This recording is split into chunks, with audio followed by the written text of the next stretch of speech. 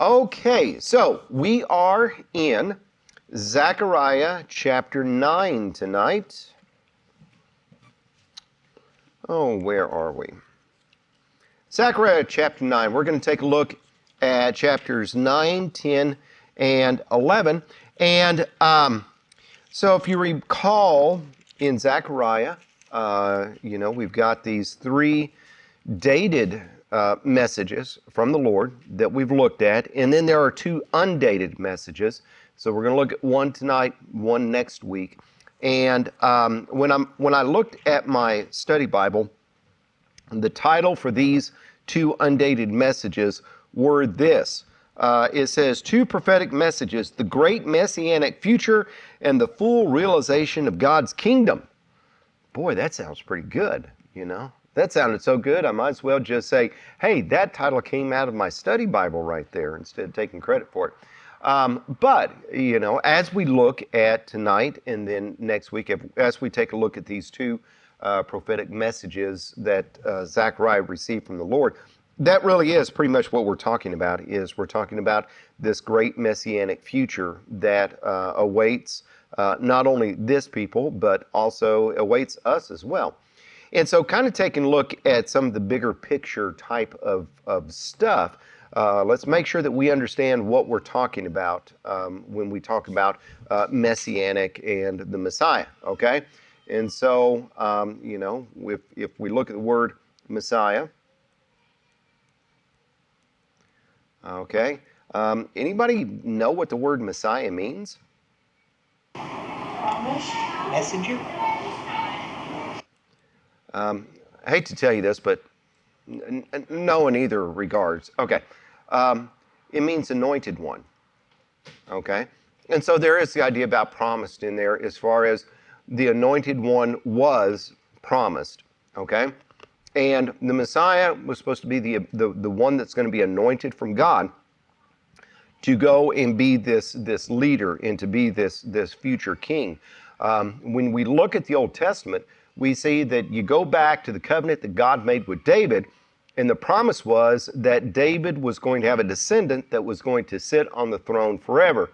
And obviously that isn't talking about, having a lineage of descendants sitting on the throne, because as we look at Zechariah, there is no king sitting on the throne in Israel, because those were already gone. And so what God promised David, what he meant, was that there was going to be a coming king that was going to sit forever and ever, because he was going to be the eternal one. He was going to be an eternal ruler, okay?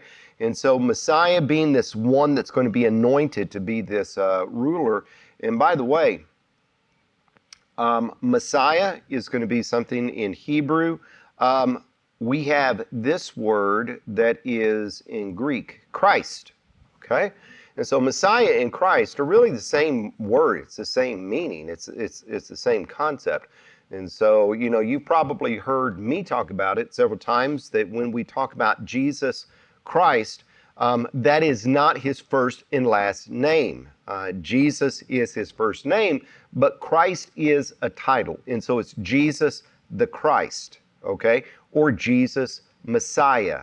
As a matter of fact, there's going to be some translations of the New Testament that you pick up and read, and they will translate Christ as Messiah. And you may pick up one of those translations and go, wait a minute, this is a funny translation. They didn't translate Christ. Well, actually they did.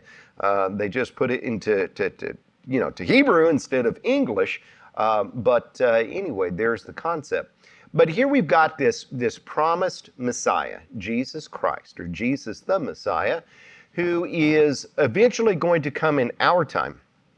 And when he comes, he's going to put an end to the world's kingdoms, and he's going to put an end to the Antichrist kingdom, and he is then going to establish his own kingdom. And the capital of the world kingdom is going to be in Jerusalem.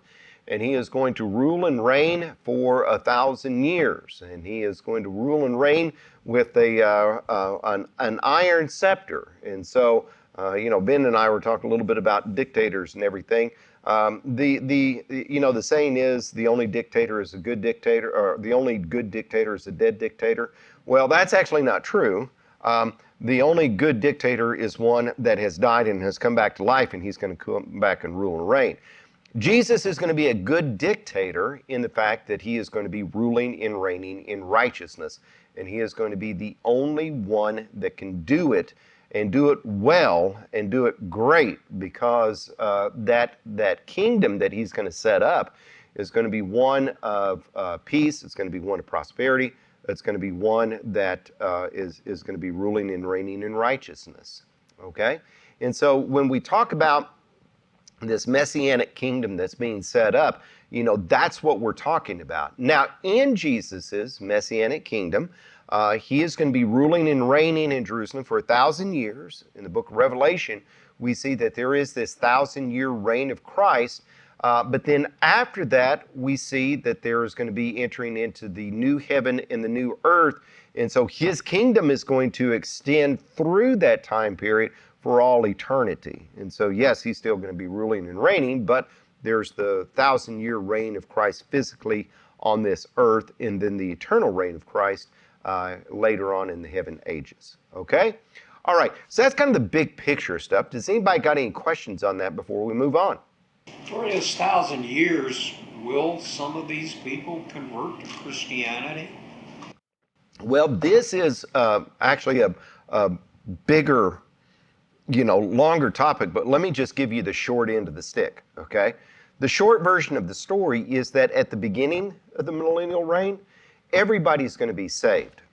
There's going to be some people that have already been resurrected or raptured, and so they're going to be in their glorified bodies. I'm going to be there in my glorified body, okay?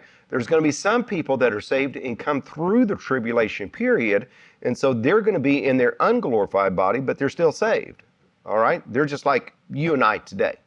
And so they're going to have kids, get married, and then have children, and when they have children, then their kids are going to be unsaved. And so they have to accept the Lord just the same as you and me and everybody else who has ever existed.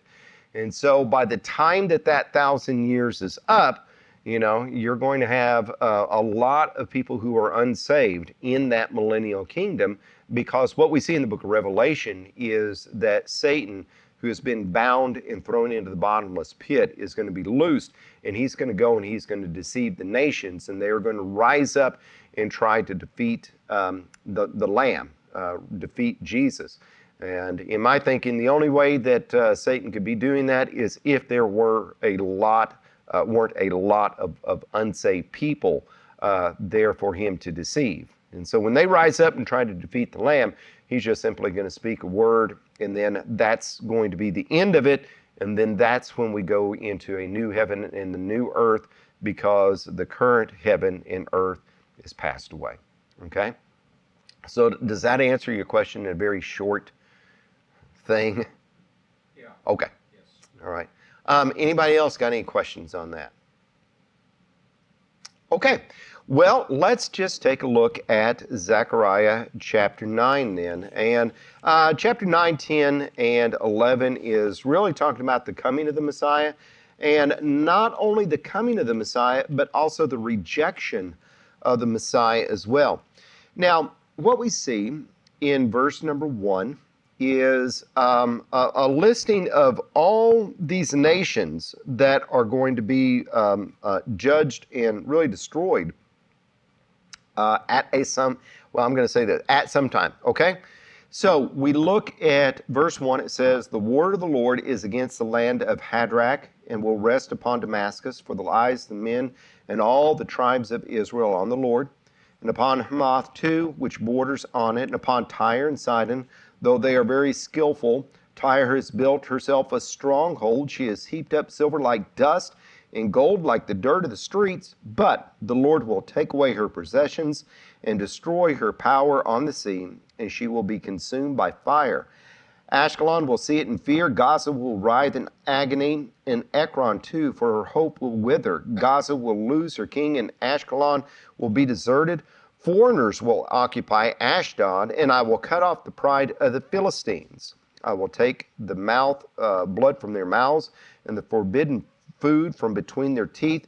Those who are left will belong to our God and become leaders in Judah. And Ekron will be like the Jebusites. Now, stopping right there, what we see here is really a lot of different towns. And by the way, I changed my map over to kind of reflect the day and age. You know, that old map that we had was so 8th century. And so let's kind of move into the modern times of the 5th century BC in kind of looking at this, shall we? Well, I guess the 4th century BC.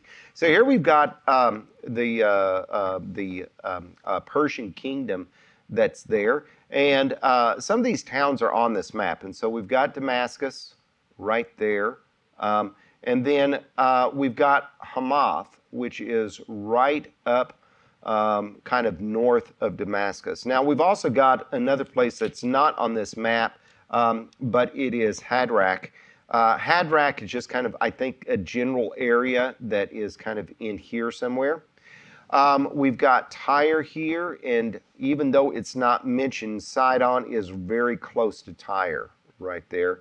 And then we got Jerusalem, and we've got Gaza. Now, you know, Gaza, of course, is something that's in the news today as far as being a place, but, you know, this is way back in the 4th century BC. And in the 4th century BC, Gaza was a Philistine city, not a Palestinian. The Palestinians and the Philistines were two totally different people, okay? So make that point kind of clear right there. But we've got Gaza, and then we've got these other cities as well. We've got Ekron, we've got Ashkelon, we've got, let me see, Ashdod. All of these were Philistine cities that would have been here in this general location, okay? And so we look at this and we see that all of these people are going to be enemies of the Jews back then. You look at this map today and the Jews still have those same enemies that's there, because, you know, you look at this map and you kind of take a look at a modern map. And, you know, of course, Damascus is in Syria. Tyre and Sidon are going to be in Lebanon. All the cities of the Philistine are going to be in that area right there. And so, you know, all these current countries right now are really at war with Israel, or in hostilities towards Israel. And so, you know, we look at this and we see that all of these cities are going to be judged. And there are going to be ones that, well, let me get back over to chapter 9.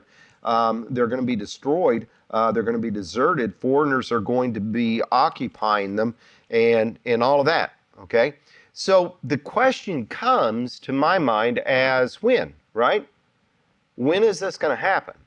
And to me, that's a really big question mark in my mind, because we look at this, we see that some of these cities are still in existence today, like, for example, Damascus. But we see that some of these cities were kind of deserted way back in the past.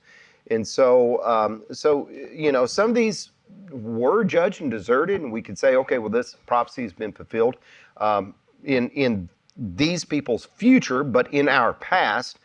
But at the same time, maybe there could be a dual prophecy to where, you know, it's an initial fulfillment, but then later on there's going to be another fulfillment from this.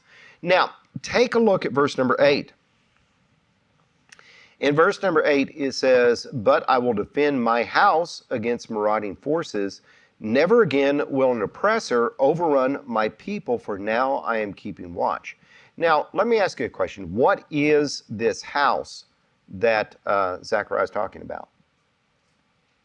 Isn't it the temple? It's a temple, right? Okay, so it's saying here that he's going to defend his temple against marauding forces. Never again will oppressor overrun my people. So if the temple is his house, then what would be like his people in the place that it's being talked about? Where was the temple? Jerusalem, okay? All right, so looking at history, could anybody tell me what happened in 70 AD? In 70 AD, the Romans came in and completely wiped out Jerusalem and destroyed the temple. As a matter of fact, Jesus, some Oh, I guess maybe 40 something years before that, when he was leaving the temple for the last time, he told his disciples, do you see all these stones? Not one stone is going to be standing on another. Okay?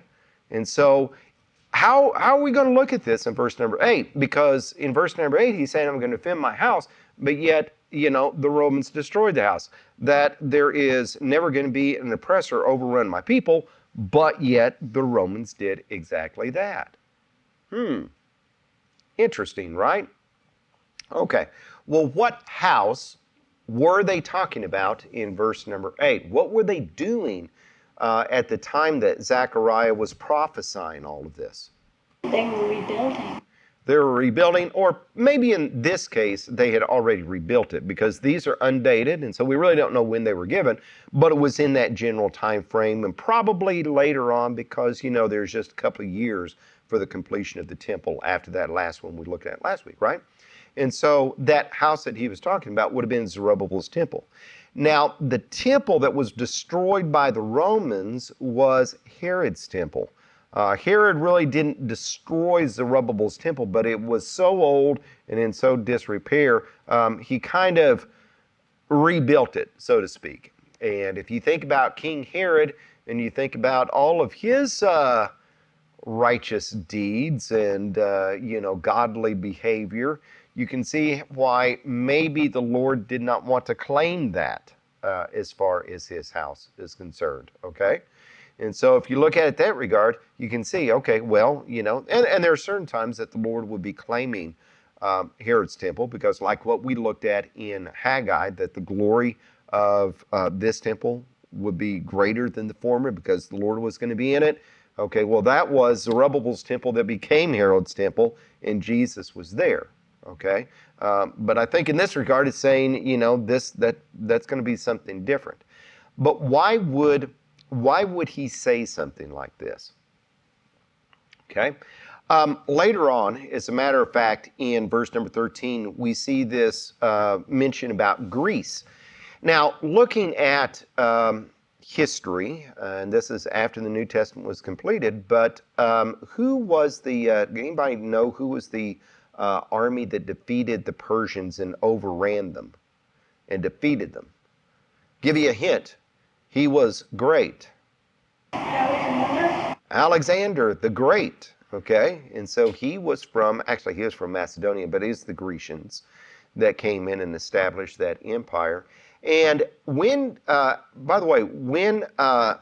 Alexander came into this area right here, he destroyed all of these places, but guess what? He didn't touch Jerusalem, Jerusalem was spared. Now, I don't know if you could say it's tradition or legend or history. I don't even know if it could be proved or unproven or anything like that, but there's a story that as Alexander the Great approached Jerusalem, that the high priest went out with a copy of the scroll of Daniel and said, look here, this is you. This is prophesied about you. And from that, Alexander left him alone and went. Okay? Now, again, I don't know if that's true, if it's not true, if it's provable, if it's not provable. I don't know. But what is proven is that Alexander the Great left Jerusalem untouched and did not overrun it, and certainly didn't do anything to the temple. Okay? All right. So what we see here is that whenever this has occurred, and I kind of think that maybe when you talk about all of these different things and in prophecy, maybe we're fixated on time a whole lot more than the Lord is, because one day is as 1,000 years, 1,000 years is one day. And so, the Lord is saying all these cities are going to be destroyed. Jerusalem is going to be preserved, regardless of when or how many times this happens. At the end, this is really going to be the case. Okay? All right. So moving on from there, we see that in verse number 9, through the end of the chapter, we see this coming king, and we also see the blessings. In verse number 9, it says, rejoice greatly, O daughter of Zion. Shout, daughter of Jerusalem. See, your king comes to you, righteous and having salvation, gentle and riding on a donkey, on a colt, the foal of a donkey. Okay, pausing right there. Does that sound familiar to anybody? You want us to say Jesus' writing name? Yes, that's exactly right. On Palm Sunday, Jesus entering into Jerusalem, and he is riding on a colt of a donkey. He was coming as not a conquering king, but he was coming as somebody in peace. And so here we have the prophecy of that in Zechariah. And, there's other places in the Old Testament where that's prophesied as well. And when that happened and everybody was saying Hosanna and praising him, the Pharisees came and said, Teacher, silence your disciples. They didn't want, the Romans to kind of get wind of all of that. And they really didn't even want it going on more than anything. But Jesus said, if I silence them, the rocks will cry out, because it was something that was a prophesied event and it was going to take place, and so because of that, it was going to happen. And here it is right here. Now here we've got Jesus the Messiah, who is going to be coming the first time. And as far as Jesus the Messiah, he's not coming as a conquering king, is he? Okay, he's coming as far as to be an offering and a sacrifice for us, because Jesus the Messiah is not going to just simply be a political deliverer, but Jesus the Messiah is also going to be a spiritual deliverer as well. And so to be that, he's got to defeat sin by atoning for it, and then he's going to take care of the other. Okay, so in verse number 10, we read about the other. We read about the political side of it. It says, I will take away the chariots from Ephraim and the war horses from Jerusalem, and the battle bow will be broken. He will proclaim peace to the nations. His rule will extend sea to sea and from the river to the ends of the earth. As for you, because of the blood of my covenant with you, I will free your prisoners from the waterless pit. Return to your fortress, O prisoners of hope. Even now I announce that I will restore twice as much to you. I will bend Judah as I bend my bow and fill it with Ephraim. I will rouse your sons, O Zion, against your sons, O Greece. And so here we have that mention of Greece, and then the Greece kingdom that was set on later on. And then John Maccabee defeated that in 167 BC. And I will make you like a warrior's sword. Okay? So we read that, and we read about how we've got the promised Messiah, but in addition to that, in addition to the spiritual Messiah, he's also going to be that physical Messiah as well. And then we've got the blessings that come on from there. And that is that then the Lord will appear over them. His arrow will flash like lightning. The sovereign Lord will sound the trumpet. He will march in the storms of the south, and the Lord Almighty will shield them. They will destroy and overcome with sling stones. They will drink and roar as with wine. They will be like a bowl, full like a bowl used for the sprinkling of the corners of the altar. The Lord their God will save them on that day, as the flock of his people will sparkle in his land like jewels in a crown. How attractive and beautiful they will be. Grain will make young men thrive, and new wine the young women. So when is that going to take place? When is the Lord going to appear and flash like lightning? When is he going to save them and spare them on the flock? It's going to be the day of Armageddon, right? And so, when you look at this, as I'm saying, you can't really look at this and I think you can't look at it with any time reference. You got to think, oh, okay, well, this is this. Well, and then that may be something else. But, we just kind of see all of these different pieces. And the important thing is that we've got to have all these different pieces in place in order for this to really make effect. Okay? Now, skipping on down. Taking a look at chapter 10, what we move into is we see that there is this promised restoration, but in addition to this promised restoration, that there is going to be this warning that's given. You take a look at verse number 2, it says, the idols speak deceit, diviners seek visions that lie, they tell dreams that are false, they give comfort in vain. Therefore the people wander like sheep, oppressed for lack of a shepherd. My anger burns against the shepherds, and I will punish the leaders, for the Lord Almighty will care for his flock, the house of Judah, and make them like a proud horse in battle. Okay, so here we've got this idea about, the people that, at least before this time, were looking into idolatry and listening to all kinds of false doctrine. And the false doctrine that was given was giving them hope, but it was false hope. It was a comfort to them, but it wasn't comforting because it wasn't anything in truth. It was in vain. And that is a lesson for anyone, us today, to understand, is that, we've got to have truth, and we've got to take comfort in truth. Because if we don't take comfort in truth, then the comfort that we receive isn't going to be true comfort. It's going to be something that is false. Okay? So here we've got these false leaders that are guiding the people, and the Lord is calling them shepherds at this point. Okay? And he's angry with the shepherds. Now, we might look at that and we may think, okay, well, these are false prophets. These are people that should have been speaking. But more to the point, I think, is the fact that these people were the rulers. In Israel, especially before the captivity, the king was supposed to be one that was going to be leading and ruling Israel, because he was supposed to be, looking at God and allowing God to be his king, and then he was going to be leading them on from there. He was going to be the shepherd, if you will. But, a lot of times we look at the kings of Judah, and what were they? They were bad. They were evil. They followed after idols and everything like that.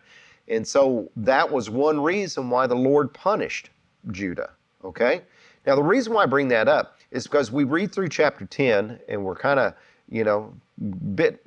bumping up against the clock here. So I'm not going to go into all kinds of information in chapter 10. But we see a little bit about, here we've got this destruction. But later on, we're going to come back to the shepherd in chapter 11. Now, wrapping up chapter 10, I want to bring your attention to verse number 4. Okay? And so in verse number 4, it says, "From Judah will come the cornerstone." Now, what is that? Like, literally? Who is the cornerstone, more to the point? Jesus. Okay?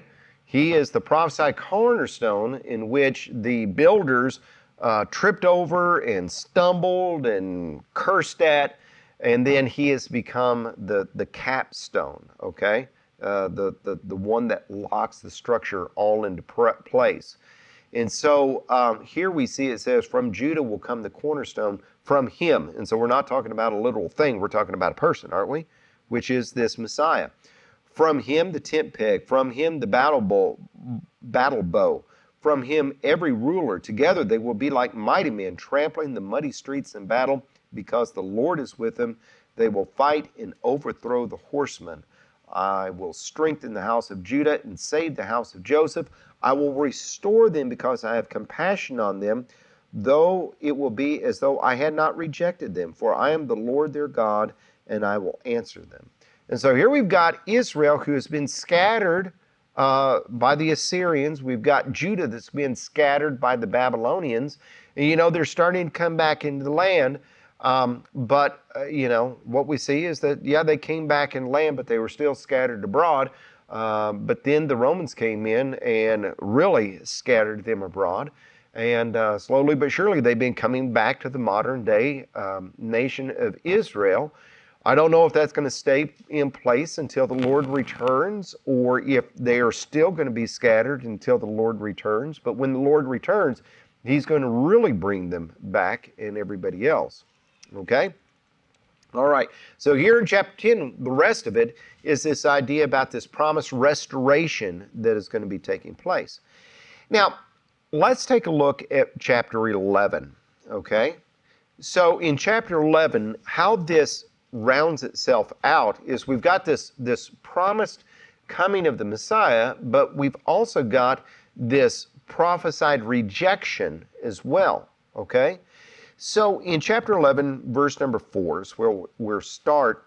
And this is back talking to Zephaniah, okay? And so this is like, all this is what the Lord is saying, but now all of a sudden, this is kind of, what is happening to Zephaniah. So in verse 4, it says, "This is what the Lord my God says.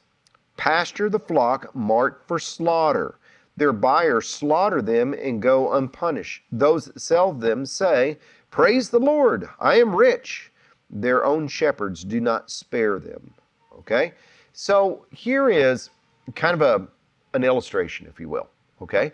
And that is, here is this flock that's out there, and this little poor flock of sheep, they've been marked for slaughter. The shepherds, they're like, "Man, I don't care anything about these sheep. Let's just get rid of them. Let's sell them all. Oh, who wants them? Who Oh, you want them? You take the whole lot. You're going to pay it for us? Great. Hey, we're rich. Thank you, Lord. I don't have to put up with these sheep anymore."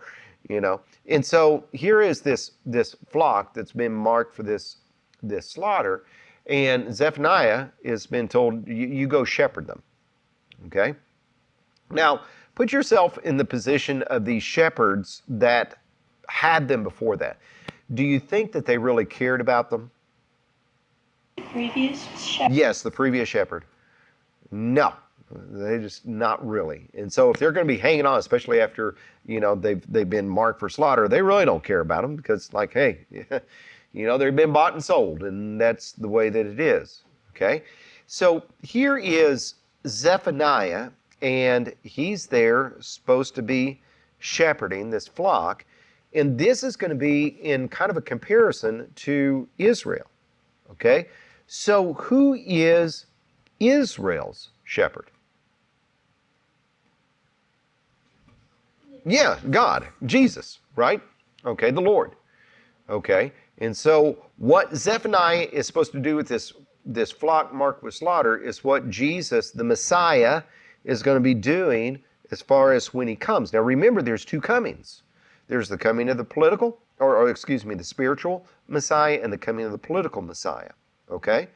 And so what happened when he came to be the spiritual Messiah? What did the people do? Well, there was rejection, and Most rejected him, right? Okay. The leaders rejected him. Okay. The leaders put him on the cross and crucified him. Okay. All right. So kind of put that in your mind as we continue on down through here. Okay. So in verse number 6, it says, "For I will no longer have pity on the people of the land, declares the Lord. I will hand everyone over to his neighbor and to his king. They will oppress the land, and I will not rescue them from his hands." So when we look back, and like I said, when you look back at chapter 9, verse 8, about how they're not going to run through, overrun the people anymore. All of a sudden right here, we've got, no, the Lord is going to allow people to come in and destroy them, And so here is, yes, a future judgment in place, but there's a reason for it, okay? And it has to do with this shepherd. Okay, so verse 7, "So I pastured the flock, marked for slaughter, particularly the oppressed of the flock. I took 2 stabs and called one favor and the other union, and I pastured the flock. In 1 month I got rid of the 3 shepherds." And so here you got these 3 shepherds could care less about the flock, because, they were done with it. And so in 1 month, Zephaniah's like, get out of here. And he runs the other shepherds off. And so it's just him. Now, is Zephaniah really taking care of the flock? no. No, he is. Because it says here that he is he's pastoring it. And he's particularly the oppressed of the flock. And so, he's really trying to take care of it. And he's really trying to, heal the ones that are lame and sick, and, really help them out. But look at the middle of verse number 8. "The flock detested me, and I grew weary of them, and said, I will not be your shepherd. You stupid sheep, I am so sick of you. I'm trying to help you, and you do not care. You just hate me. I try to come and help you out, and you run from me." Isn't that one of the most frustrating things when you got a pet or something, and you're trying to help your pet out and your pet takes off running from you and, you chase after it? Reminds me of a dog I used to have as a kid. The dog would get out and I would go running after the dog and he would let me get just a few feet from him and then he would take off again, and I'm like, oh, you dumb dog. Don't you know I'm just trying to protect you, keep you from getting run over? Okay, so here we've got these sheep that are like that, right? And so after a while, Zechariah's like, man, I really don't like these sheep. I'm really getting tired of these sheep. And so he said, I will not be your shepherd. Let the dying die and the perishing perish. Let those who are left eat one another's flesh. You sheep, you just go do whatever you want then. I don't care. If you're going to die, you're going to die. If you're going to run off, you're going to run off, and you can just eat each other up. If all I care. Now, he's got these two staffs, right? Okay, two shepherd's crook, and he's named them. One is named favor. The other one is named union. Why do you suppose they're named favor and union? Because remember, the flock is supposed to be representative of Israel and the Messiah's rule over them, right? Okay, what about favor? Why favor?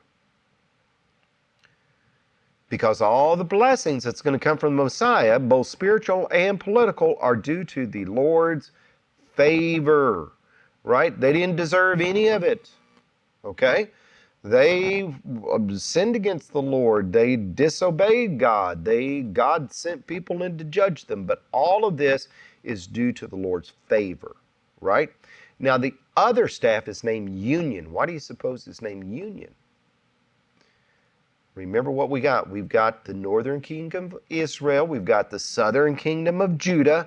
And they're separated, right? But in this time, the Lord is going to bring Joseph back, or Israel, back into Judah. He's going to reincorporate them. And so they're going to be union. Okay? Okay. So he takes a staff called favor and he broke it. Why do you suppose he breaks it? Because it says here, revoking the covenant I made with all the nations. It was revoked on that day, and so the afflicted of the flock who were watching me knew it was the word of the Lord. All right, so here we've got the idea about the Lord, and he's taking care of his flock Israel. But when do you suppose that enough was enough for the Lord, and he's like, I'm not going to give favor or grace to this flock any longer? With the crucifixion of Jesus, okay? Because with the crucifixion of Jesus and then consequently his resurrection and then consequently 50 days later, the day of Pentecost was when the Holy Spirit came upon the Jerusalem church. And God's favor now is with the church and not on the nation of Israel. Okay? And so the favor shifts. All right? Now, look into verse number 12. What we see that it says, I told them, if you think it best, give me my pay, but if not, keep it. So they paid me 30 pieces of silver. Does that ring any bells? It's what Judas was paid to betray Jesus Christ. And the Lord said to me, throw it to the potter, the handsome price at which they priced me. So I took the 30 pieces of silver and threw them into the house of the Lord to the potter. Okay, so fast forward hundreds of years to Judas Iscariot. After he betrayed Jesus and he was paid the 30 pieces of silver, you recall that later on he felt regret. And what did he do? Well, he went back and he tried to give it back to the chief priest, and the chief priest said, no, it's blood money. No, we're not taking this back. And so he took it and he threw it in the temple. Now, you remember what the chief priest did? Bought the potter's field, because they said it's blood money. We can't put this back in the temple treasury.